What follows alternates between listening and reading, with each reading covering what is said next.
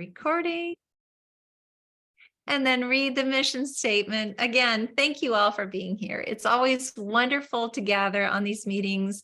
Our mission, Helping Parents Heal, is a nonprofit organization dedicated to assisting bereaved parents. Through support and resources offered, we aspire to help individuals become shining light parents, meaning a shift from a state of emotional heaviness to one of hopefulness and greater peace of mind. HPH goes a step beyond other groups by allowing the open discussion of spiritual experiences and afterlife evidence in a non-dogmatic way. HPH affiliate groups welcome everyone regardless of religious or non-religious background and encourage open dialogue. Attendance at this meeting is voluntary. We hope that participants will learn from and share with each other. Discussions here are confidential and not designed to replace traditional therapy or spiritual counseling. Helping Parents Heal offers a wide variety of speakers, allowing parents to learn about many possible ways to heal. This includes presenters covering progressive topics such as afterlife evidence and connecting with children who have passed. The views expressed by our guest speakers may or may not reflect the opinions of Helping Parents Heal leaders and members, so we ask that you take from their presentations whatever may benefit you personally. I think it's kind of funny to read that because obviously Mark is our co-founder, so I think that you'll find that what he's saying is matches up very, very well with what we believe as a group. So I'm going to read his bio as well so that you know a little bit more about him. I met Mark very early on my journey, and I feel very grateful for that. And again, I just wanted to say that both Brandon, Mark's son Brandon, and Morgan passed on mountains. So Brandon here in the McDowell mountain range, Morgan at the base camp of Mount Everest. And it's kind of a rare way for children to pass. We don't hear of that very often. But he is the co-founder of Helping Parents Heal and the author of 2 books, including the groundbreaking Soul Shift, Finding Where the Dead Go. Excuse me. His father, Richard Ireland, was a renowned 20th century psychic medium who counseled Mae West, Glenn Ford, Amanda Blake, and the Eisenhower family, among other very well-known people at that time. Mark has participated in mediumship's research studies conducted by the University of Arizona and the University of Virginia, and he currently operates his own certification program. Mark's program objective is to identify high-caliber mediums capable of furnishing specific, accurate, and pertinent information. According to the Windbridge Research Center, highly evidential readings can provide a therapeutic benefit to grieving persons. Mark has also just released a new album, channeled through his son, Brandon, and we will be hearing part of it this evening. I'm very excited about that. To learn more about Mark, please visit his website at www.markirelandauthor.com. I will put that in the chat box. And without further ado, please join me in welcoming Mark Ireland. Welcome, Mark. Thanks, Elizabeth. Whoever wrote that bio is sure long-winded. I think it's a great bio. Guilty as charged. So tonight, we only have an hour, so I don't want to drag my feet too long here. I wanted to do 2 things. One is, as Elizabeth noted, in addition to writing books and having a day job and everything else, in my involvement with HPH, I write songs and play guitar. And last fall, I was able to go into a studio and with some other musicians that I know and record an album. And it turned out really good. And I wanted to share one song with you because it's the spiritual track, or the most spiritual track on the album. It's called What You Can't See. And I felt it was an inspired song that I got help with from the other side. And so what we'll do is I'm going to give you all a link to the YouTube of that. And then I will share my screen so you can read the lyrics. You'll click on that link and just go ahead and listen to it. And I'll give it about 5 minutes. The song's 3.5 minutes long, but in case it takes time to load or anything, we'll go about that long. And then after the song plays, anyone who has questions about it, or I might just explain the lyrics to you, in case they're not clear, or you can ask any questions. After that, I figured, we're going to be 10, 15 minutes into it. Then what I'm going to do is cover the material that I shared during my presentation at the conference last August. So, and that basically was to explain how mediumship works, because a lot of you have either had a reading from a medium or you're contemplating having one. And I think this is valuable information that could assist anyone here to better understand how it works for the medium, and how you could do a good job as a sitter to make the process as positive as possible. So if I'm going to go ahead and post this link in here, I think Elizabeth did as well. It's also the first thing on the chat at the very top. So I'm going to flip over to share my screen now with the lyrics, and then I'm going to let you all click on that, listen to it, and I'll rejoin you in about 5 minutes. So let's share that screen.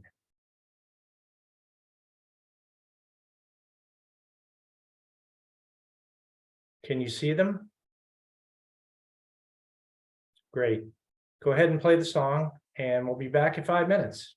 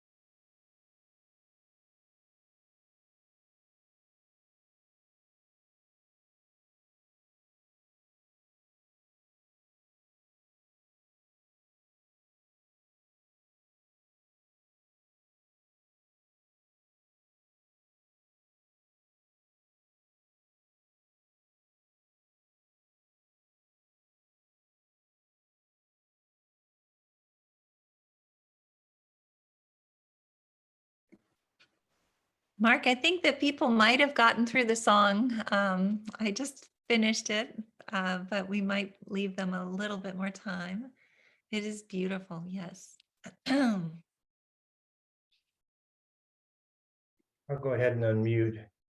So I'll just leave the lyrics up for now while I talk and just explain. I think some of them are self-explanatory, but I'm opening the song by speaking to a skeptical cynic or somebody who may be, atheistic in their thoughts or just doesn't have any hope or think there's more to life than just physical existence.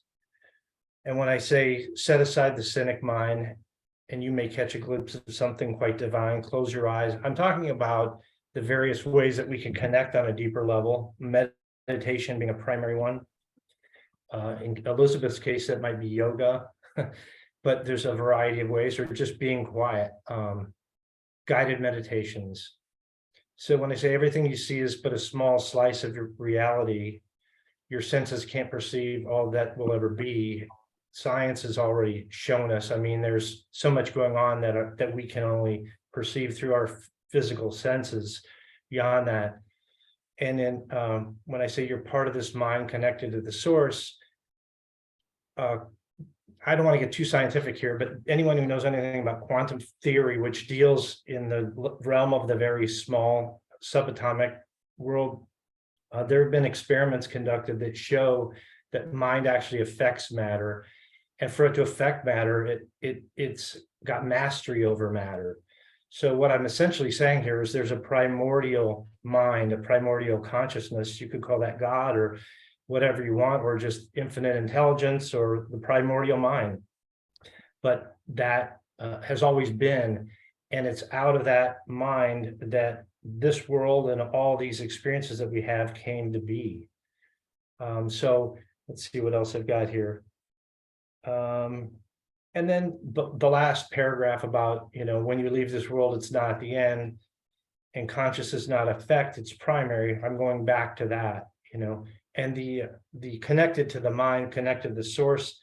There's another feature of quantum theory called entanglement.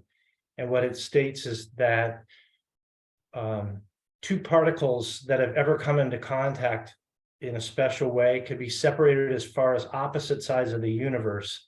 But whatever happens to one immediately is reflected in the other. So there's a connection there that goes beyond what we could even understand, because the distance of the universe is so vast. Light would still take hundreds of millions of years to travel that distance, but yet there's an instantaneous connection there. So ultimately, it kind of reflects my thoughts that there's a lot more here than meets the eye, and there's an interconnectedness that's beyond our grasp through our brain, and there's something more there. And this is, as my wife says, this is a school, and we're still in school, and our kids have moved on and graduated. So I'm going to stop that share. I'll take if anyone has any quick questions about that, great. If not, I'm going to go ahead and move on so that we don't run out of time. Can I ask a question? First of all, I just want to ask you, I would assume that Brandon helped you write this because we'd already talked about this anyway. Could you maybe explain that creative process and tell how you were able to channel these different verses from Brandon? And before you do, I just want to say that everyone is saying very encouraging, such a beautiful song, so beautiful, beautiful song. Thank you, so beautiful. So everybody really enjoyed it. But again, could you just tell us a little bit about how this came about? And is it the whole album, or is it just that song? That link, the album has 7 songs. I recorded 5 of them. 2 I'd already recorded, and they were mixed and mastered by the studio. I will send a link in a bit to the whole album. People can hear the whole thing for free, whether they have Spotify or Apple Music or whatever, or they could just listen to it on the page I'll send. But there's 7 songs there they could check out. But it's, I've had some flashes of mediumship, as you know, not that I consider myself a medium, or I'm not a practicing medium, and I know what it's like to kind of get a vision or a feeling. This is a little bit different for me, because really the tune, what I put together on the guitar, that's most of the music, kind of came first. And then, and I really liked it, and it was starting feeling almost mystical or dreamy to me, the sound of it. And I started thinking, well, what lyrics, what's this about? What does this sound like? And I felt inspired to write a spiritual song. It's it's kind of hard in a way, because it's like you'd think, well, most people think of just hymns, at a church or so as a spiritual song, but I thought it was kind of just came to me like ideas would come to you, like, okay, I'm going to be talking to a skeptic or a non-believer in anything, and not to try and ram anything down their throat, but to just get them to open their mind up a little bit. And then the verses just kind of came together. So it's hard to say exactly, but it's kind of a process, like, again, the music goes back probably where I was playing around with it a couple of years until I finally got that dialed in. And then the theme and the words came to me kind of as I was writing. Maybe it's like automatic writing, I don't really do automatic writing. Maybe I do and just don't know it. I guess I do, because in my books I have some of that kind of stuff too. So I don't know if that helps or answers the question. Oh, yeah, I think it does. And it's interesting, Barbara's saying, yes, dreamy, because that is the way that the song is. And it is a really nice and soothing way to maybe start taking a look at other options that are out there in terms of the way that we want to view the passing of a loved one. So it's really nice to have a song that allows people to hear this message as well, because obviously we're constantly saying it over and over again and helping parents heal, but to be able to do it with a song is so much more beautiful. Well, and there's a lot of people that don't read books anymore too. So you either reach them through video or music, maybe. So I just thought it's an alternate way to kind of share a message. Right now, I'm going to put in the chat box a link to the whole album. So if somebody wants to check it out, you could click on it and then just save it for later so that you have it. If you're interested. Also, we have a question from Sherry. She's saying, can Mark please explain the mechanics, logics, and process for channeling? I get what I call downloads, sometimes from Gordon and sometimes from a source I'm not sure of, but not sure if it's the same. Maybe you could you talk a little bit about channeling? The deck I'm going to go through will touch on some of this, because there's a wide varieties of how mediums get information. The word channeling kind of came in the 80s, taking over for what used to be called trance or trance mediumship, because my dad was a trance medium in addition to being a regular psychic and medium, mental medium.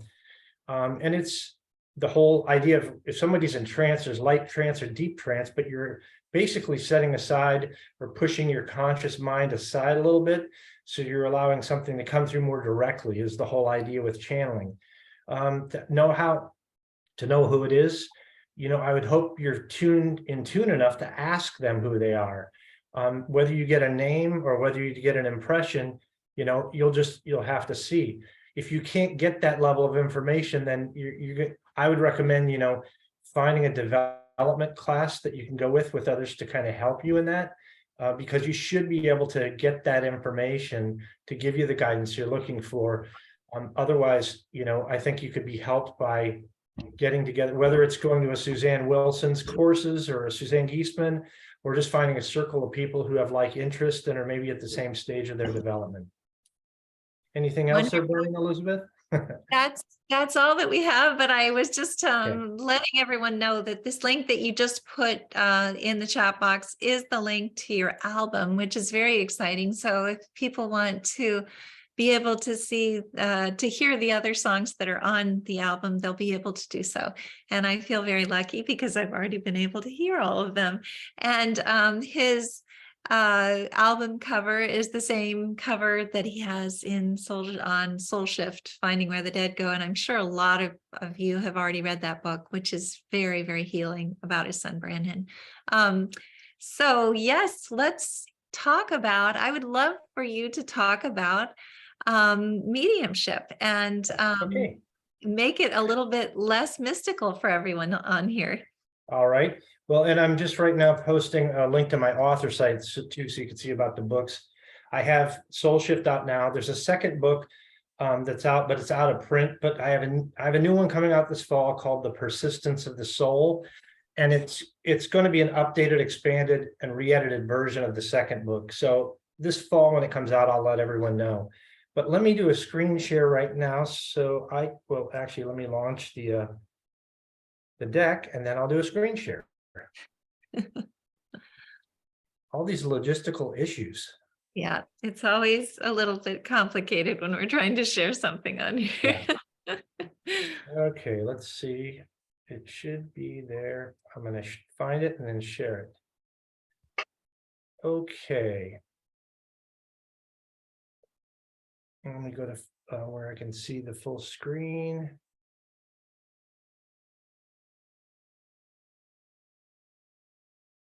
There you go. I think you can make it a little Okay. bit. Yeah, there you go. That Good job. work? All right. So Perfect. real quick, this is, my perspective on how mediumship works from my knowledge. Purpose here is to help you understand, better understand how mediums works, how spirit communication, as it's also called, is facilitated. I want you to learn how to prepare for a reading, also to set reasonable expectations. You're not disappointed, or you may be blown away. It just depends. But it's always good to set expectations for how you can do a good job being a sitter, serving as a sitter. How you capture information, that's really critical too, because some of these go very fast. And if you're not prepared to either record the reading or take good notes, I really prefer recording. You may forget a lot of what happened or took place, and then it's not going to be as valuable to you after the fact. And then really, how do you determine the quality of a reading? So why would I be qualified to share this information with you? Well, I've tested mediums and certified them for over 8.5 years using scientific method. They have to go through 5 blind readings via Zoom, where they can only see the first name of the person and can't visually see them on the screen. And they have to provide, statistically meaningful results. I did participate with both University of Virginia and Arizona in mediumship research experiments as sitters in both cases. I've collaborated with some researchers too.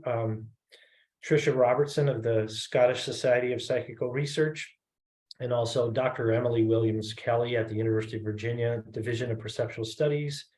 I've done a lot of studying of the field. And I guess most importantly, I grew up with a guy who did this. So my father was a psychic and a medium. I grew up with these phenomena. I saw it from someone I consider one of the very best in the 20th century. Okay, what is it? This is your course, Mediumship 101. Why is it important? Well, as most of us here know, or many of us know, evidential readings really can provide a therapeutic benefit to people in grief. Elizabeth experienced that real early on with Suzanne Wilson. I know for a fact. We talked about that probably just days after she got my first book, and we sat down. And after that book came out, I was flooded with requests for who can I go see for a reading. Well, at that point, I knew some really good ones, but they were mostly celebrity mediums, meaning they had long wait lists, and some of them charged more because they'd abandoned their other careers to do this full time. So I thought, there's got to be a way to vet people, to give them a list. And that's where my certification program came from, really, to find other resources for people, maybe people that were lesser known, but still very good. Again, quality mediumship is important because poor quality medium readings can be damaging, setting back the healing process for folks that are in grief. And really, there's a wide range of talent out there. I've seen it through the testing process, and even with, just the mediums that we've had interaction with at the conference. I think Elizabeth and everyone was blown away by Gordon Smith as just like, that for today's mediums, that's like the pinnacle, and there are others that are very, very good too. But there are other folks that just have a little bit, or, don't have as much. Some people are deluded too, because I'll get people that want to apply for this and they convince themselves they have an ability that really isn't there, or not at the level where it's going to be helpful for folks. Okay, what does a good reading look like? Well, first off, it's accurate. So, for me, I look for it to be 70% or more. I've actually raised my standards on the certification program 3 times and just did so again about a week ago, because people are passing, and the best people are passing with really high marks. And I don't want people just sneaking through if they're not good enough to be able to provide a quality reading. They need to be specific. So, for example, if they said, well, your son, I think that he really liked pizza. Okay, that was true. But if they say your son really liked pepperoni and mushroom pizza, hey, that was his favorite. That's a little more meaningful. So the more specifics you can get in details, their hobbies, what they did for a living. It might be one thing to say, well, I think your son was in the medical field. Okay, great. But then if they say, I believe he was an LPN. Oh, exactly. That's even more meaningful. Pertinent. Okay. Sometimes you'll get things that may not be necessarily pertinent. It's not the medium's fault always, because they may get Uncle Joe coming in when you want to talk to your child, but Uncle Joe has something to say, and it's maybe not as pertinent. But when you get information that's really correlating the person you're connecting with, and you can identify that, again, back to hobbies, occupations, hats, whatever, those kinds of things that are pertinent to you as the sitter tend to be more meaningful. And then big hits, that's something we measure through these test readings that we do too. Like, well, the sitter ultimately is the judge of that. And they would be things like I mentioned, like, for example, if your child's name was Josh and they said, I've got Josh here, that would be a big hit. If, again, if the pepperoni and mushroom pizza was their favorite, and you said that could be a significant hit too. So you'd want to see some of those in there. I think later on, I'll give you some stats on what we looked at, but most of our test readings of people that have passed it have had a decent number of those types of hits. What is mediumship? Really, how is it that it works? What facilitates this? So no one can say with certainty, but it's presumed to be by most people mind-to-mind transfer of information. So there is such a thing as telepathy between living persons. It's not the strongest force, but it was tested extensively by Duke University in the from 1932 to 1972 with some pretty significant results, where they would take one person, put him in a building, another person, a receiver in another building, and the person who's projecting thoughts was looking at a deck of 25, what they call Zener cards with 5 different symbols on them, and mentally projecting to the other person. The person in the other building writes them down, and then later they check the accuracy. That's telepathy in our world. But mediumship is most often thought of as telepathy with someone who's on the other side, a discarnate person, a spirit, whatever term you choose to use. And these are some of the most common clairs that are commonly referenced as, I guess what you'd say, it's not really a mechanism, but the method by which the information comes through. Clairvoyance is, well, Elizabeth's an expert in French, but I understand the key word there is, it means clear seeing in English, but it comes from French origins.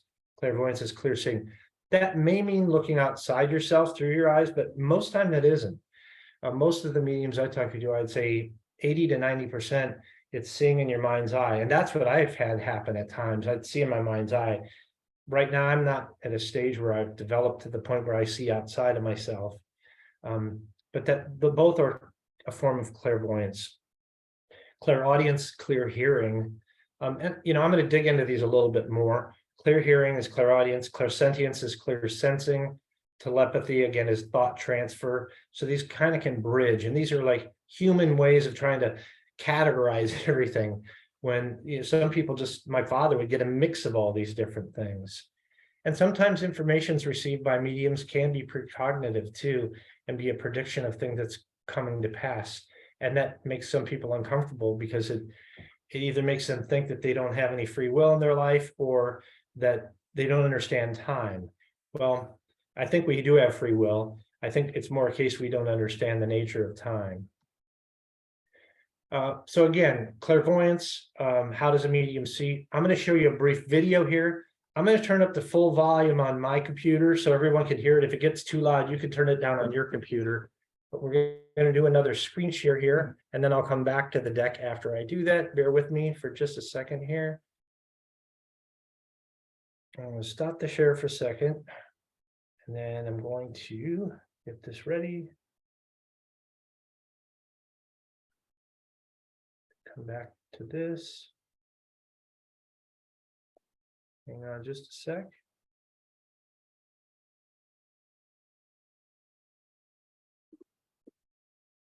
Okay, let me minimize this and get back to where I was.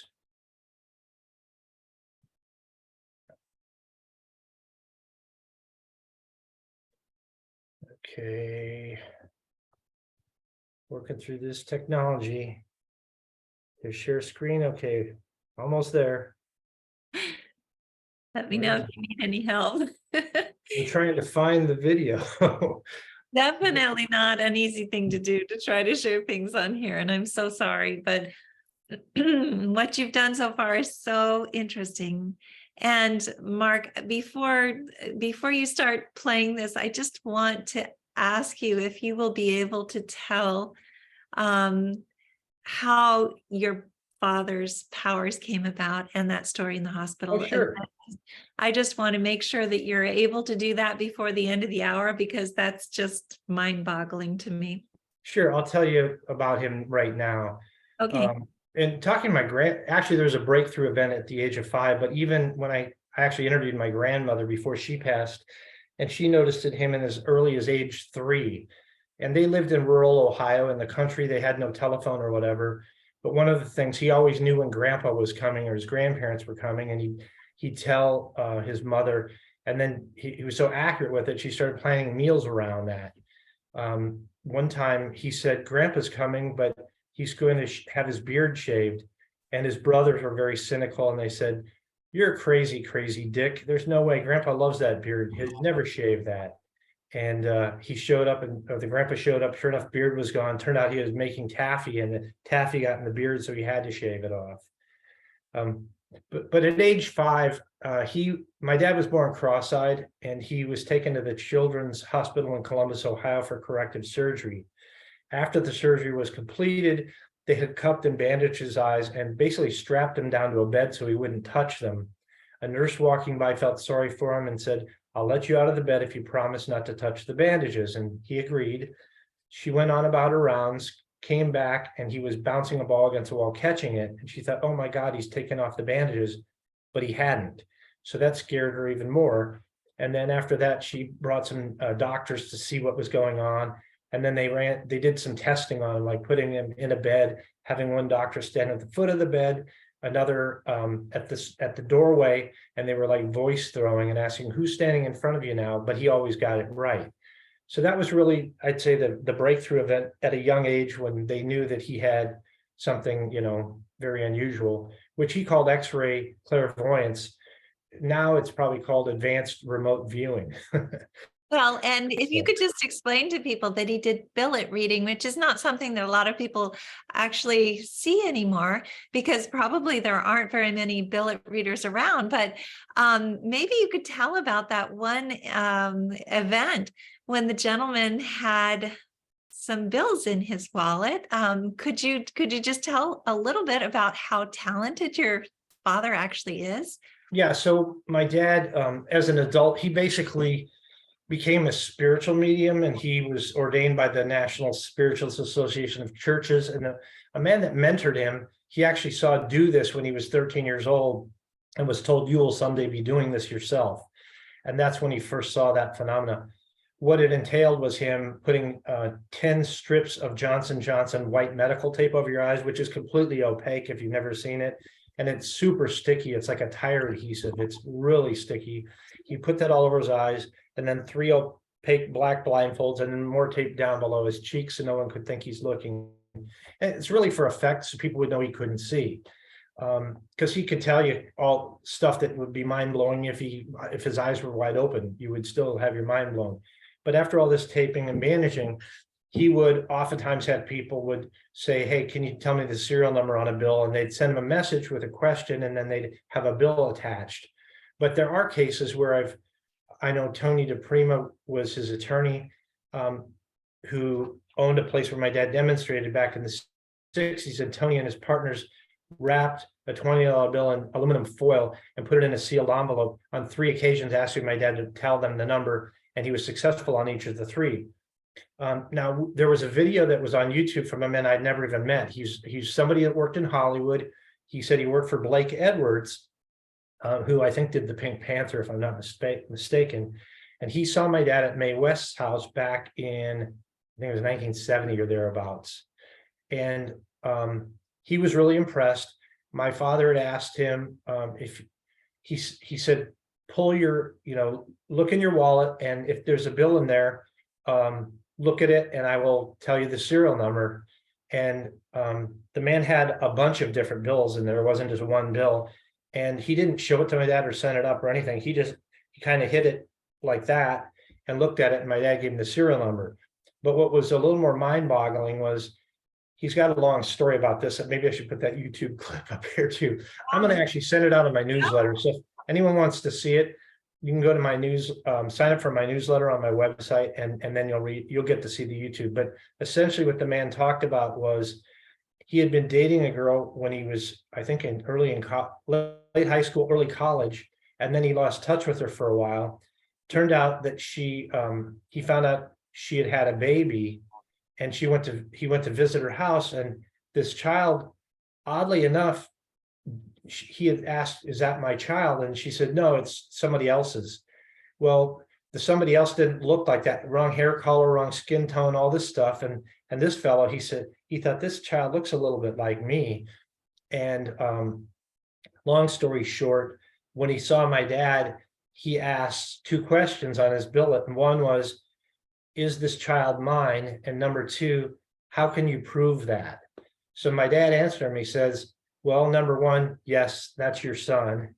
Number 2, the Indian blanket.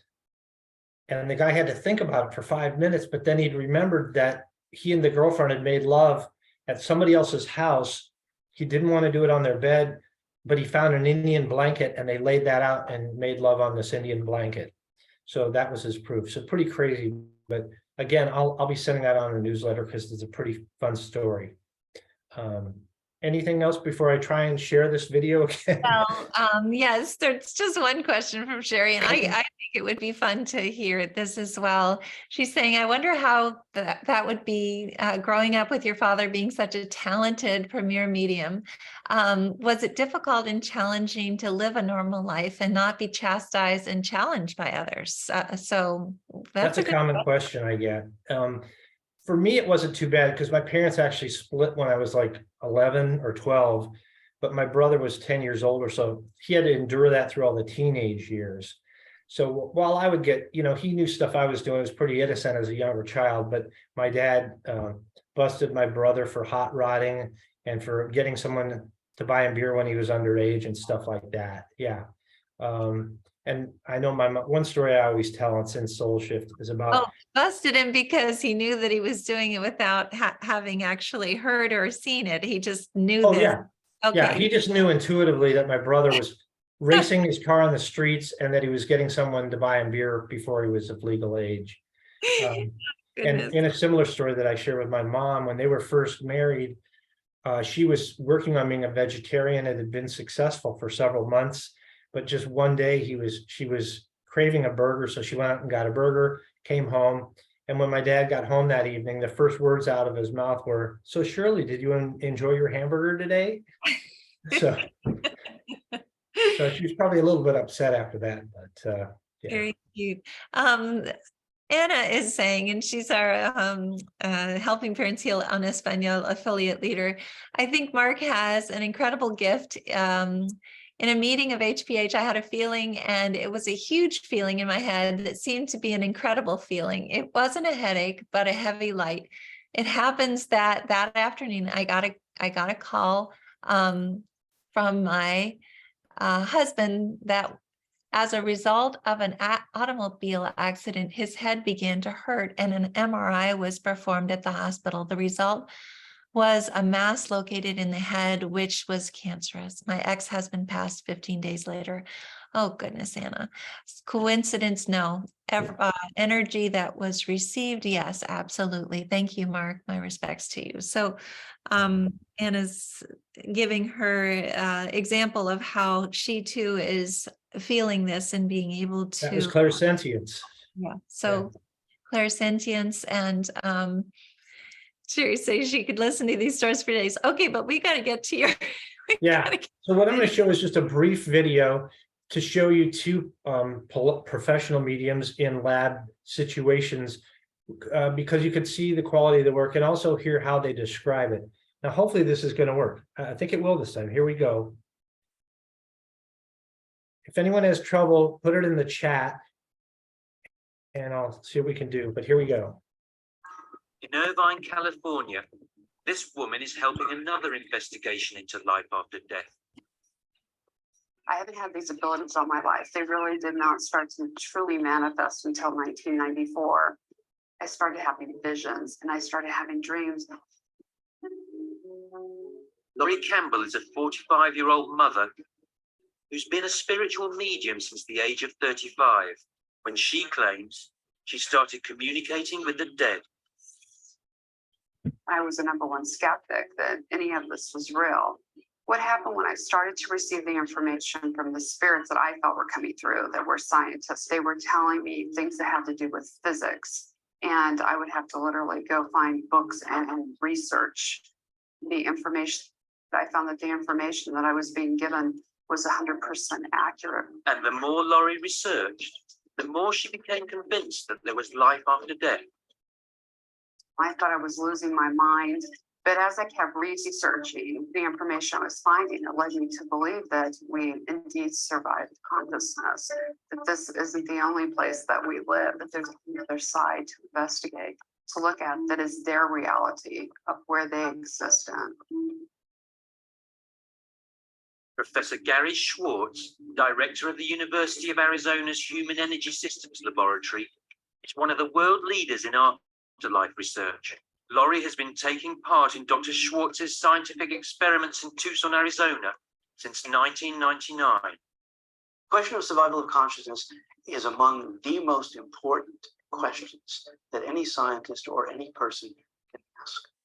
My job is to say, if it is real, it will be revealed, and if it's fake, we'll find a mistake. Just for the record, have you ever met Laurie Campbell before? No, never. The experimental methods rule out fraud as an explanation.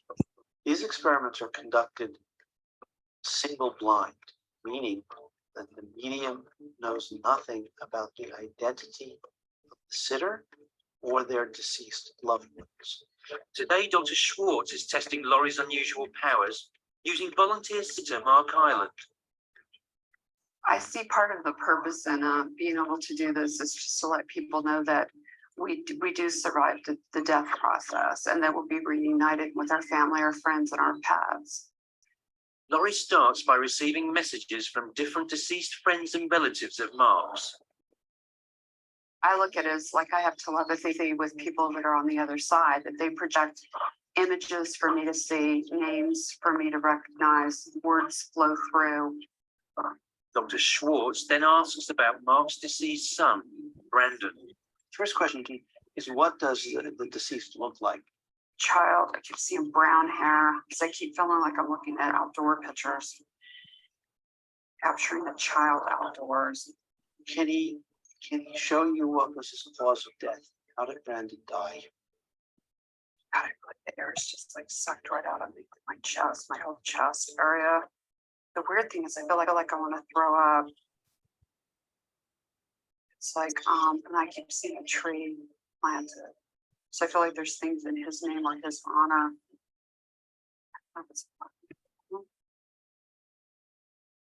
After the reading, Laurie discovers how much of what she's seen is true. Was there, by the way, a tree or something? Yes. There was a tree? His school planted a tree as a memorial with a plaque. Wow, school with a tree. Yeah. And plaque. She even accurately described Brandon's death due to an asthma attack. His friend and him didn't realize it was asthma because the symptoms were different than any other asthma attack he ever had. And he did throw up just before passing away. I'd say Lori's accuracy was in the 70 to 80% range. It may end up being higher after I go back through some of that and take time to look at the names and things. Lori Campbell is like a Michael Jordan of the mediumship world. She's definitely among the very best among people who practice what she does. After 8 years of experiments that include testing celebrity mediums like John Edward, what does Dr. Schwartz think about the possible existence of the afterlife? Science is still working toward what one might consider to be proof, but the totality of the evidence today strongly supports the idea that there is an afterlife. And perhaps no scientist has more of an open mind about mediumship than Gary Schwartz. In Tucson, Arizona, the Harvard-trained psychologist has been doing his own research with mediums for years.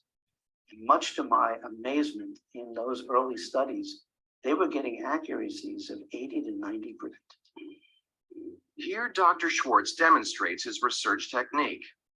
In the first part of the experiment, medium Debbie Martin is not allowed to see or even hear from the sitter, the person she is reading for. It's the one that's the toughest for me. She's given no cues and no specific instructions about what kind of information we're looking for. And she's given no feedback about whether it's accurate. But the only thing that Debbie knew was she was given the information that the sitter wanted to hear from a mother or a mother-like figure. In fact, it's her grandmother, who the sitter, Kathleen Bogan, wants to hear from. She died 5 years ago. She is the only mother figure I've ever known. She's raised me from birth. Amazingly, Debbie had actually made contact with her before the reading even began. It's one of the most challenging questions in this area, which is how could a medium, even before the experiment, and she doesn't know who the sitter is, or before a reading, get this kind of information? On my way over, my car started making a funny noise, and it just wouldn't stop. And it's never made this noise before.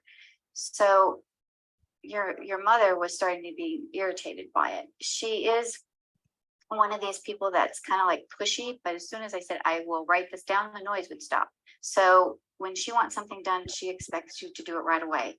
The personality fit her to a T. She had an incredibly strong personality, could have been considered pushy, very direct. She showed me my wrist and I saw a bracelet with like a locket with a dangling heart.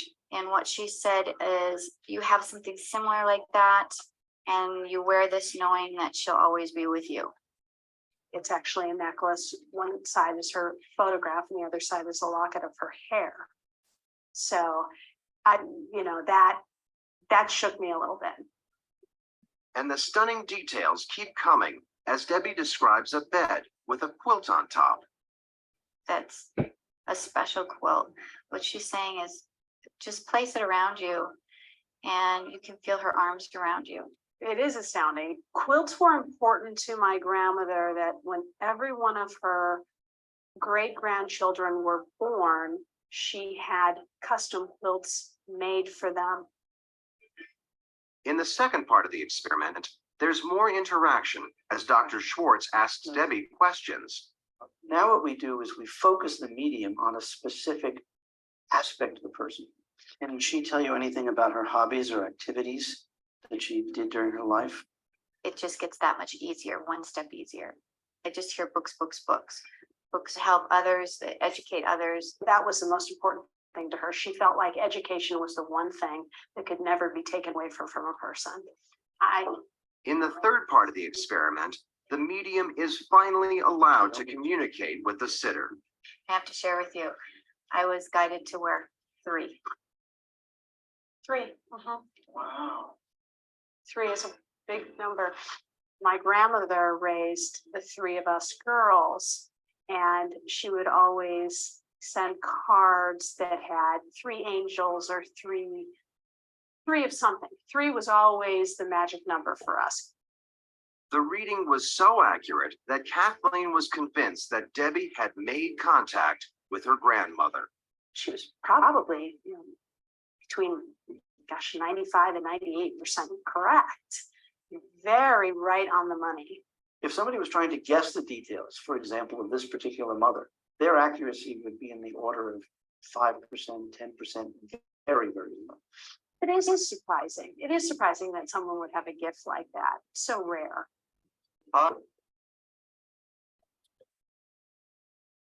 Okay.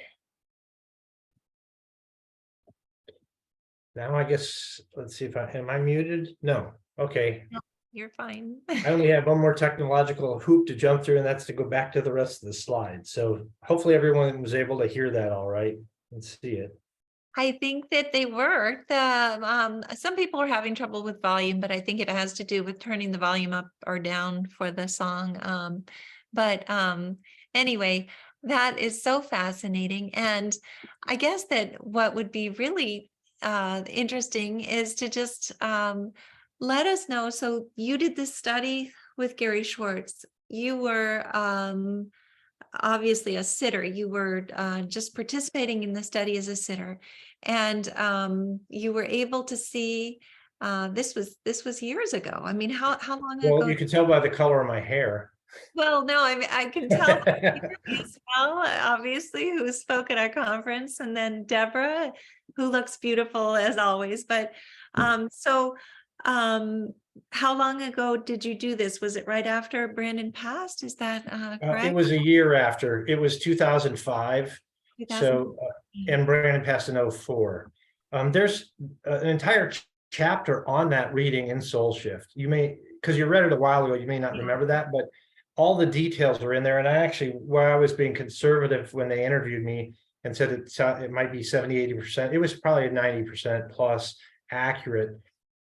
And I was just, that's another thing that I'll cover later in the slides, is that when you have a reading, sometimes it's coming at you so fast, you don't necessarily have the time to process the information, put everything to say, oh, okay, I know what that means, or I know what this means.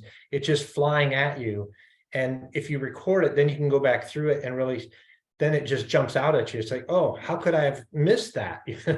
Or how could I have forgotten that? And sometimes those are the most remarkable things too. In that reading, I remember she had mentioned the name Shirley and Linda. Well, my Uncle Bob and my dad, who were both psychics, their wives were Shirley and Linda. So, and there were just so many other things. I remember one of the things that Dr. Schwartz asked her while it was still in the blinded mode was, what can the deceased, meaning Brandon, tell the sitter that would let them know it's them? Well, I was working on Soul Shift at the time, but it wasn't published for 3 more years. And the medium then said, well, I believe the person sitting behind me is writing a book, and I think it's about this person that passed, which was, accurate and unknown to her. So anyhow, yeah. So that experiment was some time ago. It was for a Discovery Channel feature. They had done several different readings, but mine was selected. I guess another one was done that was really kind of heart-wrenching because it involved a mass shooting and it became too difficult to share.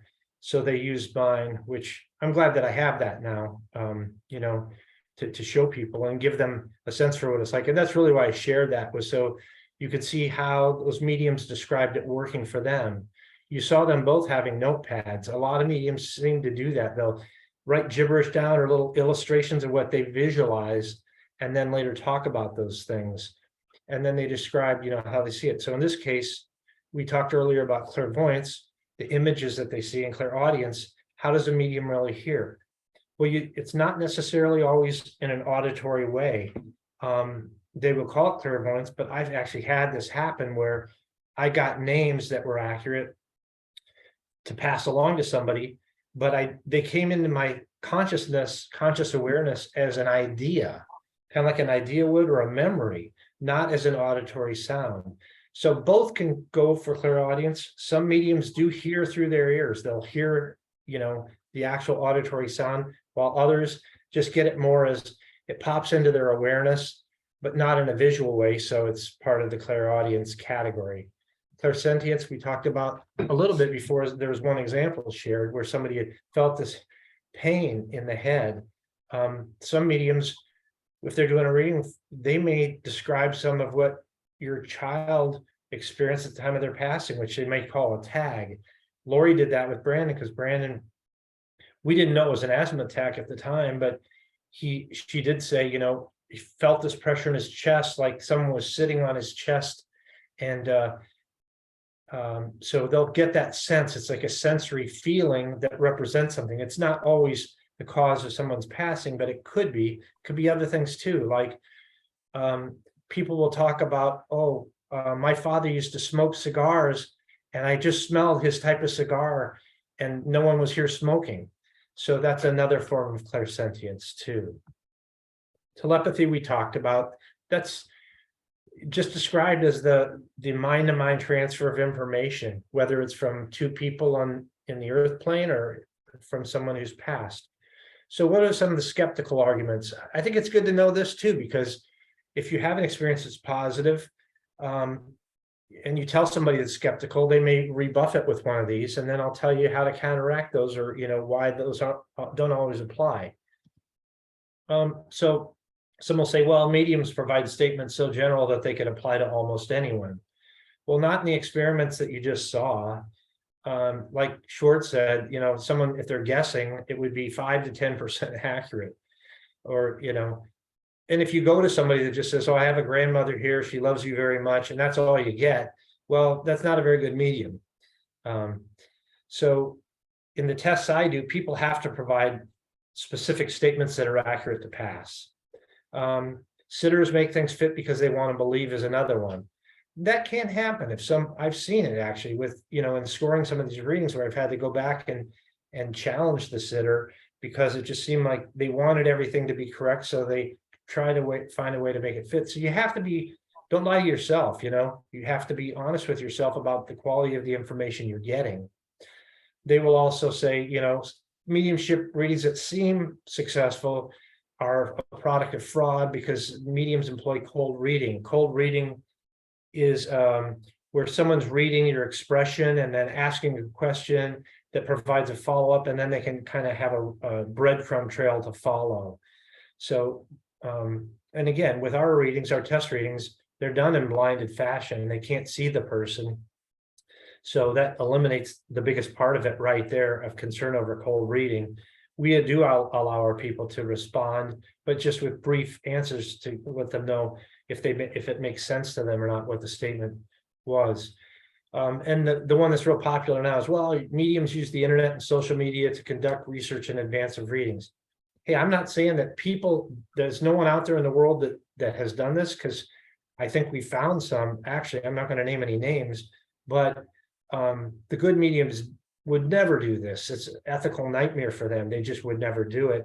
And the thing that you want to look for is what information you get that they couldn't know. I just saw an interview, or part of our interview, with Farrah Gibson, who was at the conference, and she's very, very good. But she says she always wants to know or have the person on the other side share something that is not publicly known, or there'd be no way of knowing. How do I test mediums? I'll just be brief on this because I've already talked about a lot of this, but 5 blind readings. Medium doesn't know who they're going to read for. They can't see them. They're conducted by Zoom with the video off. Last name is not shown. The reading is recorded and transcribed. The sitter then has to grade the reading for accuracy on a statement by statement basis. They either grade each statement as correct, incorrect, or indeterminable, or they give it a bonus if it's something really special, like I said before, like naming the pizza with the mushrooms and sausage, or naming the name Josh, or something like that. Indeterminable would be a statement that can't really be determined by the sitter because it's either like maybe a future event that the medium's predicting, or it's something they can't find out if it's accurate because it's unknown to them and they have no way of getting that information. And then the sitter, it's going to be their decision whether or not to apply bonus points to some really outstanding hits, like the ones that I used as examples. So the key takeaways here are that qualified mediums are able to report accurate information about people who have passed on, tied to a specific sitter without any advanced knowledge about them and no sensory feedback. That's from Julie Beischel of the Windbridge Research Center. She was actually in one of the clips with Schwartz at the U of A. She has a PhD in pharmacology from the University of Arizona, and she had worked in that department before founding Windbridge. But her and her husband, Mark Bacozzi, have done a lot of research and been in journals, science journals about their work. So if anyone wants, if you're more science-minded, you want to dig deeper on that, that's a good thing to look up. Also, mediums tend to do better with positive, open-minded sitters. It's funny, but I've set up some skeptics with readings with really good mediums, and sometimes the results haven't been great. Whereas other people, and they're not, and in this case, I'm talking about people who are positive and open-minded, but they're not gullible either. And they're being, mindful of what they're getting, and they're getting some really phenomenal results. So those are a couple things to think about. So these are some of the statistical results. I need to update these now, but of the people I've certified on my site, and actually HPH turns to me now. If somebody wants to become a certified medium, we'll use my protocols to test them to make sure that they're vetted before coming on board. But I have my own program. It's got my own website because there's a lot of mediums on there that are not part of HPH or involved in HPH. They just wanted the certification for themselves, for their own credibility. But the top 5 scoring mediums in my program average 87% accuracy, which correlates to what Schwartz was talking about, some of the top mediums. Overall, those who passed averaged 74% accuracy. We talked about the bonus statements that are like the super home run hits. The top 5 mediums averaged almost 5 statements per session, 4.6 on average, and all mediums overall averaged 2.6. Key takeaways, more of them, even the best mediums have off days. I know some great mediums who do phenomenal work, but maybe 1 out of every 10 sessions they're going to be off. My father used to describe that as like the ebbs and flow of the sea. Things come and go. Some days you're better than others. Also, mediums can't dictate who's going to come through, so you need to set your expectations. Everyone on here wants to hear from their child, and hopefully you will more times than not. But sometimes, Uncle John or Josh wants to come through and say hi too. And for whatever reason, maybe a certain medium's got a good connection with that other person. Also, validations are sometimes confirmed long after the reading. So even grading one, you might want to wait a week and let it digest and read through it. There's something called psychic amnesia, which I described before a little bit, and that's where something's said to you, but for some reason it just doesn't resonate right at that moment. Your mind is jumbled, or you're expecting to hear something else, or your mind is focused on something else, and then later it comes to you, it's like, oh, how did I miss that? And then a drop in personality. This is actually one of the most validating things that can happen with mediumship of all. And that's where a message comes through that's not really for you, it's for somebody else. And you don't recognize it at first, but then maybe you start putting the pieces together. They're talking about, someone who maybe died due to a gunshot wound, who was this age and this sex. And then you start thinking, well, my neighbor, they had that happen to them. And then you get a bunch of other information about that you don't know. But then later you contact that person and you validate it, and it turns out it's all correct. That's a drop-in reading. And I had one of those that I actually have documented in my next book. It involves Debbie Martin, the second of the 2 mediums you saw in the video. She did a phenomenal job. It's kind of too long to explain the whole thing, but in a nutshell, I was at work one day and a coworker in another city had contacted me because her brother had just died in a motorcycle accident and she was looking for help. I drove to Debbie Martin's house later that day for a whole nother reason. And I said to her, it's kind of ironic that I'm here today because a coworker's brother just died. And she said, well, it's no accident because I'm supposed to see you. And then I didn't tell her how the brother died. I didn't know the brother's name. she had just asked me if I, what the sister's name was, and I said Linda. We sat down in a little bit, and she said right off the bat, she goes, well, this involved a motorcycle accident. And I'd never said that. Then she gave me probably a dozen other pieces of information that I didn't know, and later was able to validate with Linda as being correct. So that's what a drop-in is. How mediums function. These are things that my dad would talk about in his training book, and his workshops he used to do. But meditation is a way to still the interfering thoughts of the conscious mind. When we get too much thinking and not just sharing what comes to us, you're kind of stuck in your conscious logical mind. They have to block that out so they can be detached.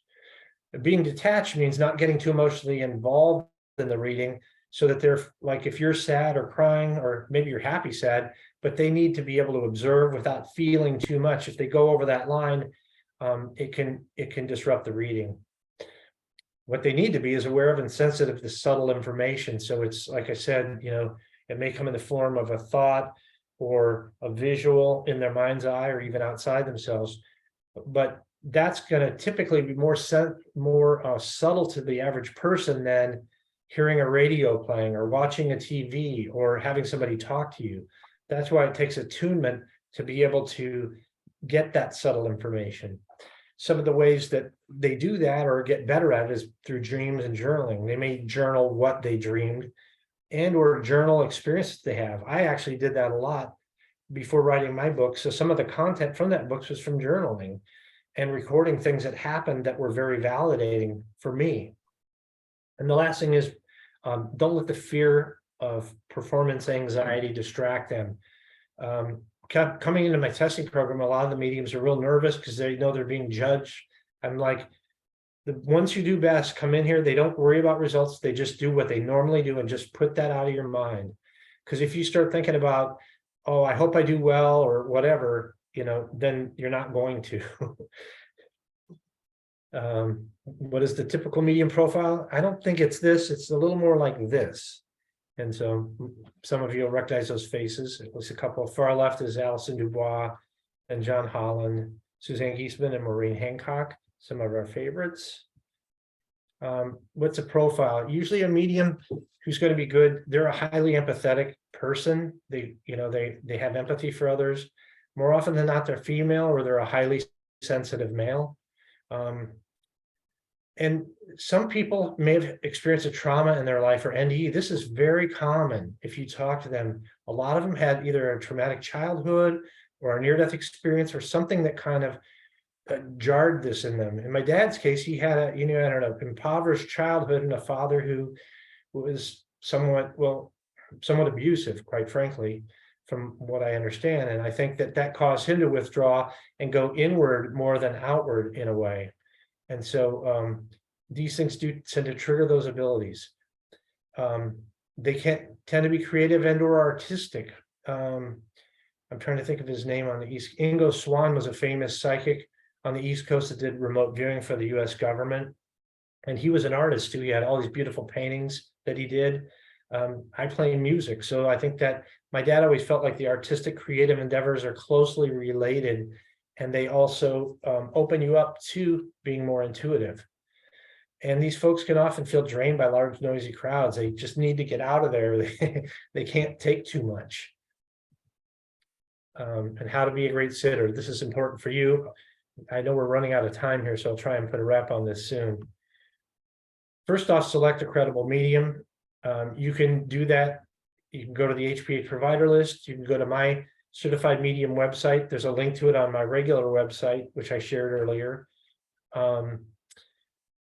Or from a good recommendation from someone you trust.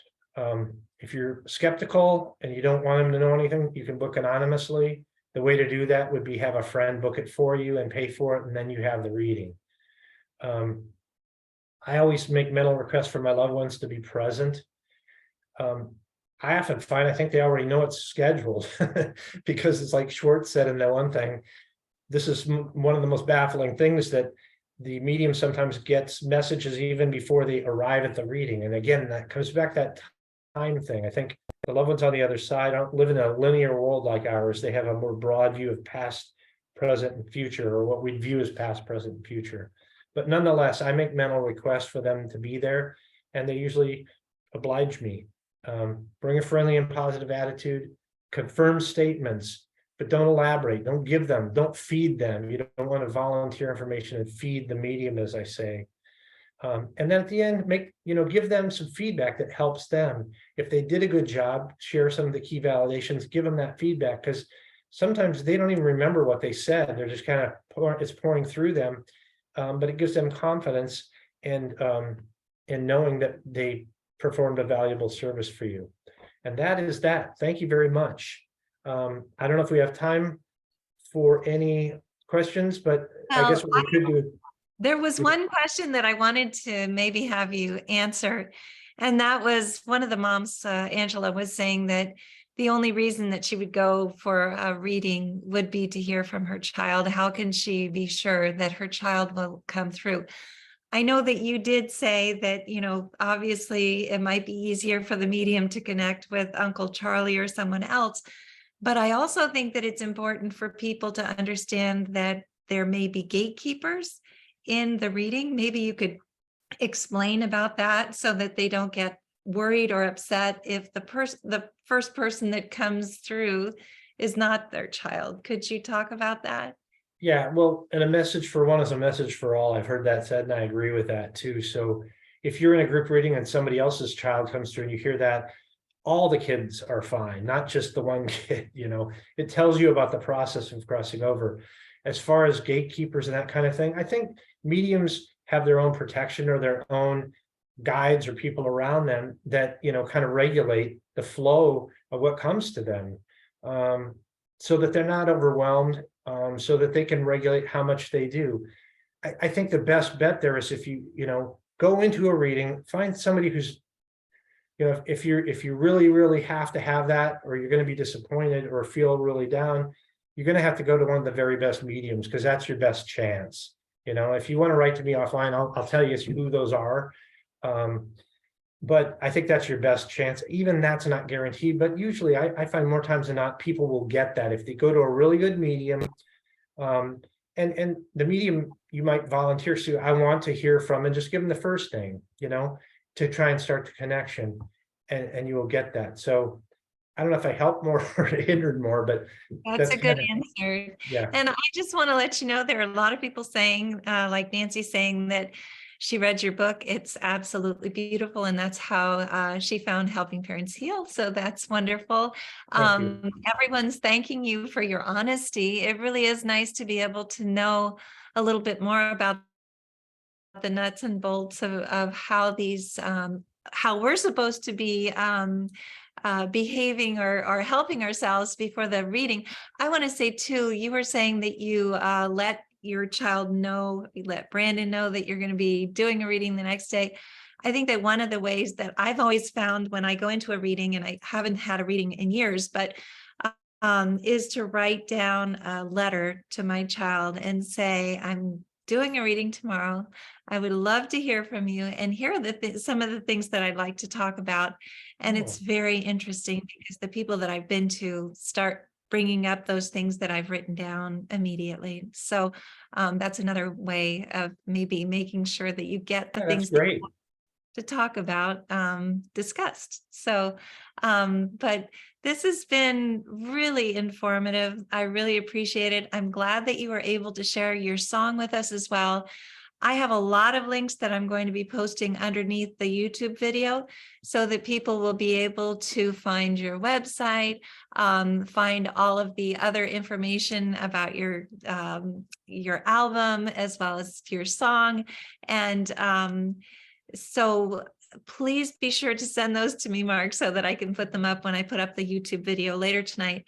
And then also, unless there's anything else that you need to talk about, it is time. So we always ask everyone to unmute and say thank you and good evening. Did you have anything else to say, Mark? Or no, just the last thing I think was that I appreciate everybody coming. I hope this is helpful to you. And the expectation thing, I think sometimes people think that the medium is verbally hearing word for word or able to hear that way. And since they don't, since they get the information differently, that's why they may not tell you exactly what you want to hear, you know, because I think the average person might just think, well, why don't they just tell me this or that, you know, but they might get a word here or a word there, and they're reading symbols and things like that. So I just hope that that came through, that people understand that when you get a reading, that those are some of the things that they're working with. It's almost like a game of charades in a way, that so they're having to pass this information along, and it's sometimes there's some deciphering that on their part that goes on. So again, thanks everybody, and wish you a great evening, and look forward to seeing you again in the future. Yes, thank you Thank you. so much. Thank And- you. Thank you so much. Thank It was you. wonderful. Thank you so much. Thanks for being here, everyone. Thank you, Mark. Okay, thank you. Thank you, Mark. And Uh-huh. we'll get this Thank up you, pretty quickly. And have a wonderful evening.